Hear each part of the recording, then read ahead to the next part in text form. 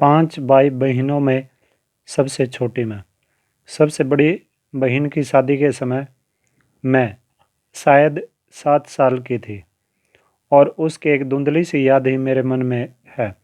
धुंधली सी होता है हल्की सी, लेकिन अपने से 2 साल बड़ी बहन सुशीला और मैंने घर के बड़े से आंगन में बचपन के सारे खेल खेले। तौलिया, लंगड़ी टांग, पकड़म पकड़ाई, काली टीलो, तो कमरों में गड्ढे गुड़ियों के ब्याह भी रचाए। स्तोलिया क्या होता है? एक तरह का खेल होता है।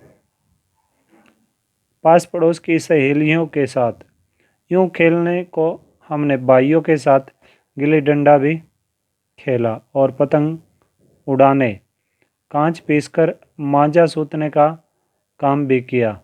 मांझा सूतना होता है कि पतंग के लिए एक तरह की डोर बनाना, पतंग के लिए डोर बनाना। लेकिन उनकी गतिविधियाँ क्या होती है? क्रियाशीलताएं, एक्टिविटीज़, कार्य व्यापार का दायरा होता है सीमा, घर के बाहर ही अधिक रहता था और हमारी सीमा थी घर। हाँ, इतना ज़रूर था कि उस ज़माने में घर की दीवारें घर तक ही समाप्त नहीं हो जाती थीं, बल्कि पूरे मोहल्ले तक फैली रहती थीं। इसलिए मोहल्ले के किसी भी घर में जाने पर कोई पाबंदी नहीं है। पाबंदी होता है मनाही, रोक। बल्कि कुछ घर तो परिवार का हिस्सा ही थे। आज तो बहुत बड़ी शिद्दत के साथ, शिद्दत क्या होता है? कष्ट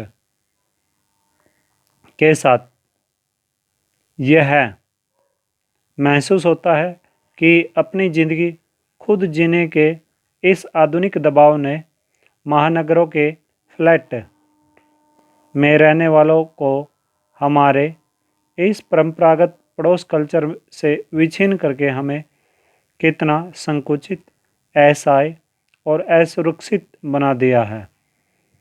आधुनिक दबाव क्या होते हैं?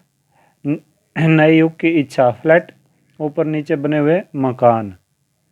फ्लैट क्या होते हैं? ऊपर नीचे बने हुए मकान। और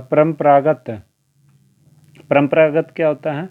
जो बहुत ही पुराने समय से चली आ रही परंपराएं। पड़ोस कल्चर क्या होता है? पड़ोस में रहने वाले रीति रिवाज, यानी कि कायदे कानून।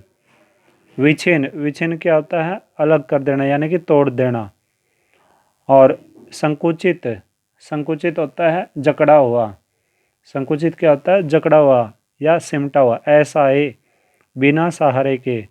असुरक्षित, बिना सुरक्षा के। मेरी कम से कम 1 दर्जन आरंभिक कहानियों के पात्र इसी मोहल्ले के हैं। पात्र क्या होता है? व्यक्ति। जहाँ मैंने अपनी किशोरावस्था गुजार, अपनी युवावस्था का आरंभ किया था। किशोरावस्था क्या होता है? कि बचपन और जवानी के बीच की जो उम्र होती है उसे किशोरावस्था बोलते हैं। और युवावस्था होती है जवानी। 1-2 को छोड़कर उनमें से कोई भी पात्र मेरे परिवार का नहीं है। बस इनको देखते सुनते इनके बीच ही मैं बड़ी हुई थी। लेकिन इनकी छाप मेरे मन पर कितनी गहरी थी।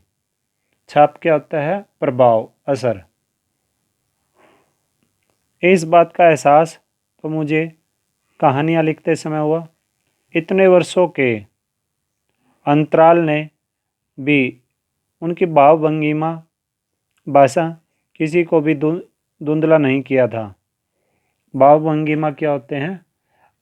भाव प्रकट करने की शैली, यानी कि जेस्चर।